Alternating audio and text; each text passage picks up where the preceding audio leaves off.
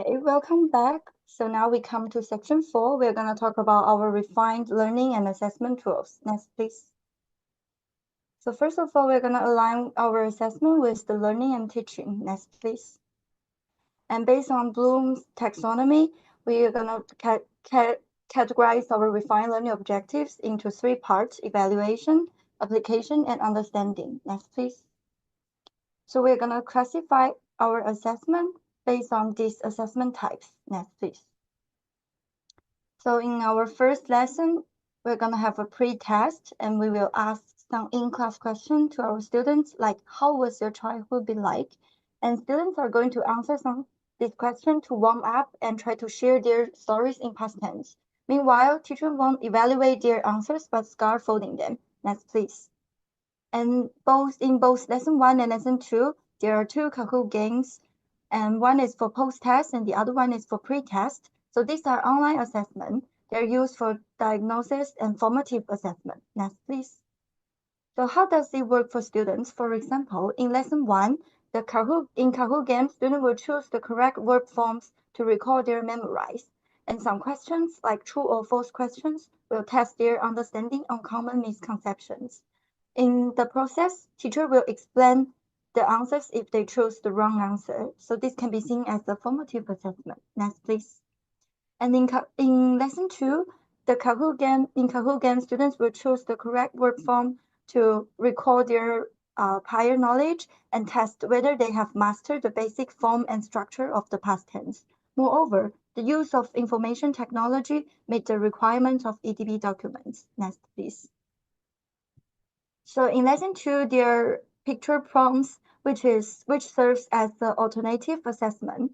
And how does it work for students? Next, please. So teacher will provide the simulated situation, and students will use the provided verb and complete a whole sentence for each picture. So by doing this, teacher can formally assess students and provide some constructive feedbacks based on their answers. So let's pass on to Cindy. Thanks, Grace. In the lesson 2, there is also homework about writing handouts, and students will review on the writing text they have done in the lesson 3. So those of the activities can work as a formative assessment and diagnostic assessment. So let's see how does it work for students in each activity. Next page, please.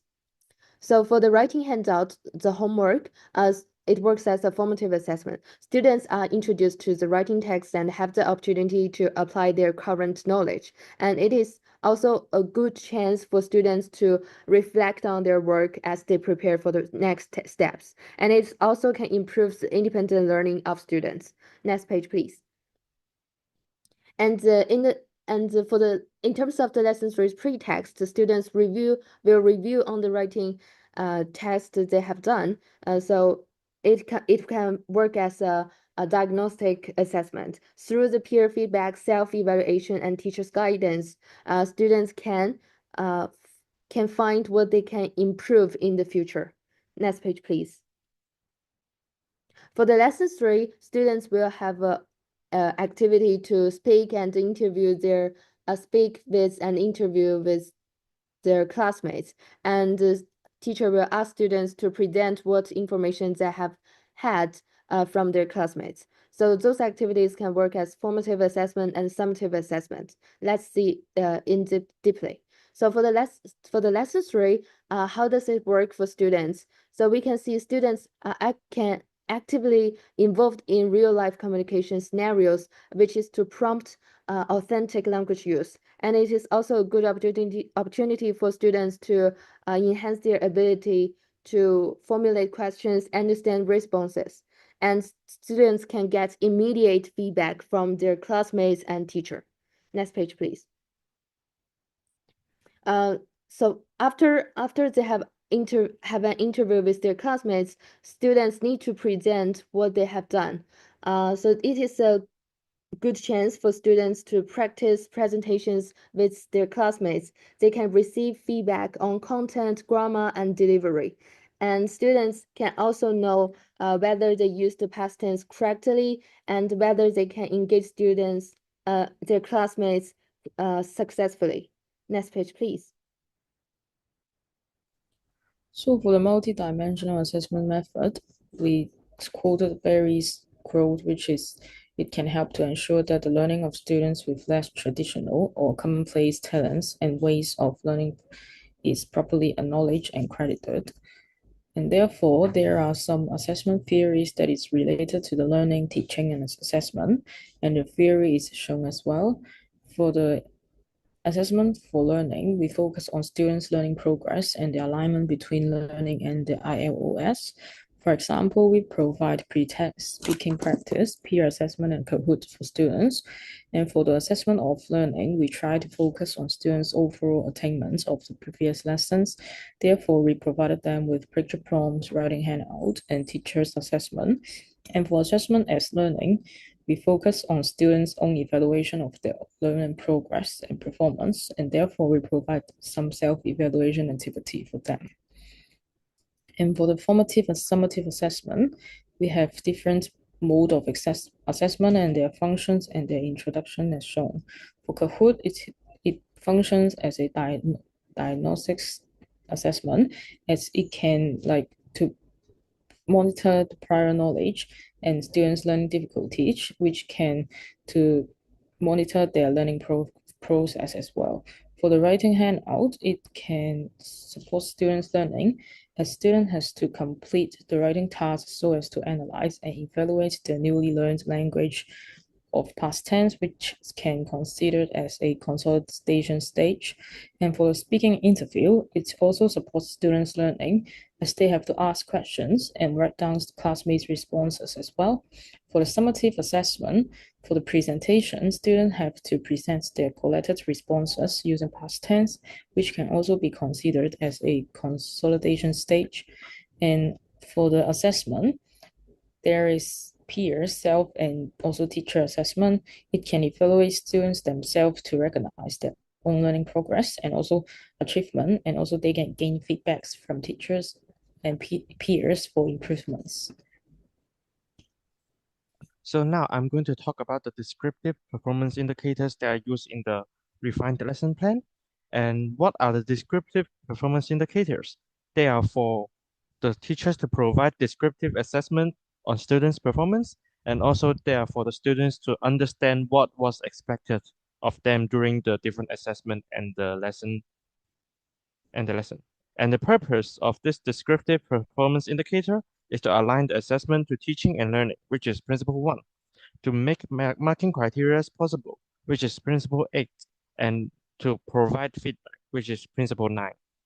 And what are descriptive performance indicators? They are used, they are when the teachers use clearly stated words to inform students about the different assessment criteria, what grades can be expected from the students, and how the grades correspond to the students' performance, which I'm going to show an example of.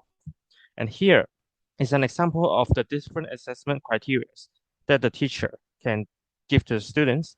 And this is what grades can the students expect, which we can see there are 4 of. And next, please.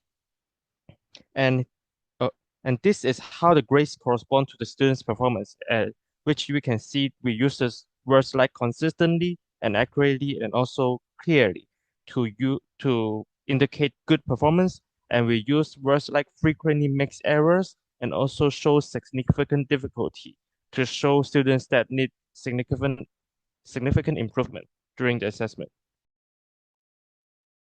So for the assessment rubrics and criteria, they are to tool the outline performance levels for assessments and help teachers to provide targeted feedback. And we also wanted to align with the principle 1, ensure assessments alignment with learning objectives, and principle 8, to make expectations clear to the students. Next. So for holistic rubrics, it provides overall performance score. And in our plan, one of the examples is the Kahoots, because it generates an cumulative score based on speed and accuracy and assess general understanding of the topics without breaking down the components. Next. So for the analytic rubrics, it provides breakdown on tasks with specific criteria. And one of the examples is the analytic rubrics that we have shown previously, which is for the speaking practice, and it is to assess students' performance levels in the speaking assessments and to give them a clearer picture of why they got their results. So generally, the loop of our design for the assessment rubrics is to define learning objectives and identify assessment criteria first, and then we will assess performance levels and write descriptors, and so as to finalize the rubrics in our plan.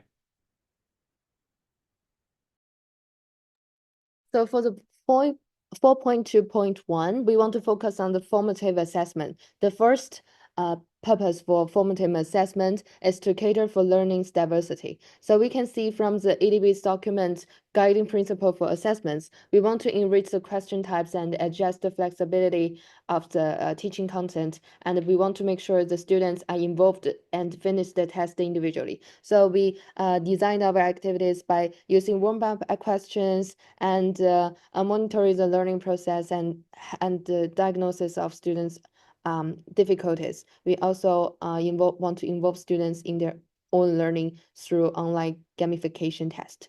So the second purpose for formative assessment is that we want students to learn from recognition to finally utilizing the simple past tense in context. So you can see those activities we have designed. We want to give students assessment step by step. So finally, students can gradually learn how to use simple past tense in realistic scenario by themselves. Next page, please. So now we are going to talk about some learning feedbacks for the assessments. So for the traffic lights used before the Kahoot pretest in lesson 2, we can see that this learning feedback is very quick because it only spends around 1 to 2 minutes to assess every student. And it also provides some instant feedback for the teachers because the student can evaluate themselves through their self-proclaimed assessment. And it is very easy for the students to understand the assessment because they know how to evaluate themselves through the easy instructions, and the color code of the different traffic lights can also help them to do the assessment.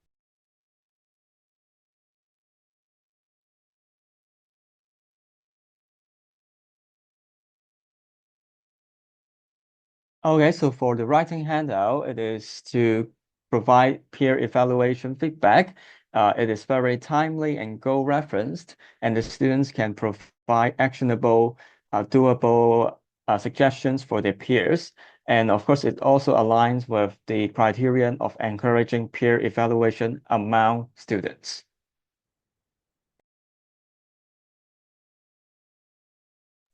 So for the reinforcement of the assessment for learning culture, we try to simplify the aims of lessons to include attitudes, generic skills, language skills, and knowledge in the refined learning objectives. And we try to provide more scaffolding for students and also insert different strategies and modes of assessments. And we also try to focus on the point of provide feedback for students. Therefore, we try to focus on learning and to recognize student efforts and boost their confidence in learning. And therefore, we adopt the multidimensional assessment methods, which can guarantee students can get feedbacks from different perspectives. And we also, for the assessment too, we try to use diversification by adding summative, formative, and also different kinds of assessment, and to provide different kinds of feedback to monitor their learning progress. And for self-evaluation, they can reflect on their learning outcomes. And for peer, they can learn from others' work. And teachers can also provide useful feedback to assist students' learning. And for the review on curriculum planning, we try to refine it and select and organize the lessons to ensure that the curriculum is relevant and applicable to students' lives. And we also try to link different cultural relevance and authentic contents that can happen in students' daily life. And we try to use diverse assessment to track and examine students' learning progress and provide different scaffolding with difficulty for the planning mode. And also for the content, we try to concentrate on the subject matter on regular past tense, and we design lessons based on students' learning needs. And for the developing mode, we try to adopt diverse assessment modes such as the below that are included in our lessons. So thank you, Toby. Next slide, please. So for the assessment methods and the learning outcomes, first of all, for the task design of the original assessment, we lack of the detailed explanation, insufficient real-world application, and the lack of coherence with the previous lessons. And for now, we have clear and in-depth teacher's guidance. We have authentic teaching materials in use. And we also scaffold every lesson with the previous content. For the assessment methods, we do the simplified assessment, and we do not cater for the needs of students, and we do not do scaffold, and then teachers do not provide enough feedback for to support students, and also for the diversified assessment methods. Right now, we have a lot and to evaluate students' performance, and there are a lot of clear rubrics and data for teachers to identify students' strengths and weaknesses, so as to let the students to understand their learning journey more deeply. And for the assessment from different parties, we don't have any self-evaluation. We only have the peer evaluation. Now we have the self-evaluation for the students to gain understanding on what they have learned. Next slide, please.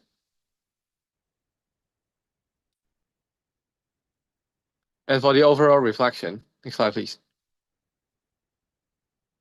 And for the teaching objectives, first of all, we failed it because we do not provide explicit link to the real-world application. We do not meet the school curriculum objectives, and we lack of the coherence between lessons. And right now, we have authentic teaching objectives, and we meet EDB and school curriculum objectives. Next slide, please.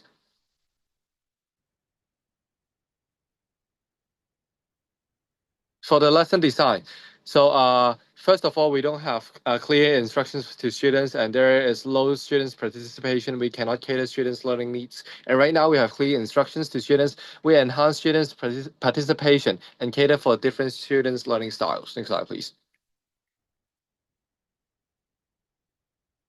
So for the assessment methods, we don't have detailed rubrics, so teacher cannot follow the detailed rubrics to evaluate students' learning performance. And right now, we have detailed rubrics with clear criteria and self-peer evaluation, so students and teacher can both evaluate students' strengths and weaknesses effectively. Next slide, please. And for the 10 assessment principles, first of all, we only match the 6th one, but right now, for the refined version, we match basically all of them except for the 4th one. Next slide, please. And here comes the conclusion. So first of all, for the reinforcement of multidimensional assessment and using assessment to complement teaching and learning, we provide a diversified mode of assessment. First of all, for the level 1 is the diagnostic assessment and online assessment. And also for the level 2, we have alternative, constructive, responsive, and authentic assessment, which is our main activity. And for the last one, level 3 is the summative assessment to evaluate the students' performance as a final exhibition to show their knowledge consolidation. We also help students to develop their English language ability and the non-generic skills. It involves different stakeholders in assessment for the students' achievements in wider recognition in terms of self, peer, and teachers' assessment and feedback qualitatively and quantitatively. We also provide assessment as AOL, AFL, and AAL. Next slide, please.